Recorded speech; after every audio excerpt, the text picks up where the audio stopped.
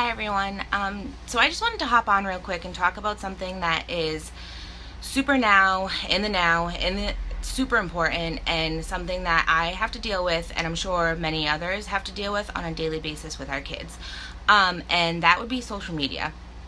It's the world is different today from when we were younger. I know when I was younger, we were just getting AOL, and half the time we couldn't even get on because we had to dial up to get on. And if somebody was on the phone, we weren't on AOL at all. Now it's so much different. It's so much more different. Your kids have their phones in their hands probably 18 out of 24 hours a day. Maybe not. Just the only time they don't is when they're sleeping. So it's a lot different than when we were growing up, which means that there's a lot of different things happening. Now, social media can be beneficial in ways. It increases communication. They can find out things if, they have a question. There's so many options for them to like Google something or research something or, get tips from somebody. But it also has some downfalls too. There's cyberbullying, there's inappropriate content, there's even sexting.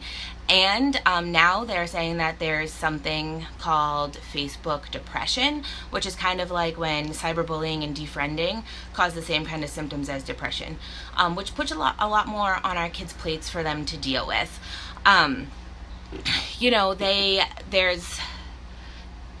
I've recently had to deal with this as an issue, and I thought that I was doing a good job monitoring what my son was doing. I would check his phone randomly and, look through his messages and his messages on Instagram, but clearly I wasn't doing as good of a job as I thought I was, and that's hard. That's hard to take as a parent, but, we as parents try to overcome what we see as failures and try to correct it and make things right. And let's be honest, your kids aren't stupid. My son's not stupid for sure. If there's something that he doesn't want me to know, he's gonna delete it or he's gonna erase his search history. And half the time our kids know more about technology than we do, and they're gonna know ways around it. So when I ran into this issue, I obviously took some of the apps away.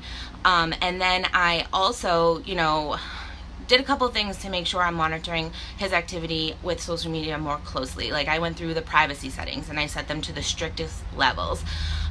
We created ground rules. I'm still going to take his phone. I'm still going to look through his messages. But he can't just download any app that he wants because, especially with iPhones, you can set restrictions and you can leave them enabled, and then they can't get to things like that. I told them to avoid questionnaires and free giveaways and contests because most of the time they're just looking for some personal information.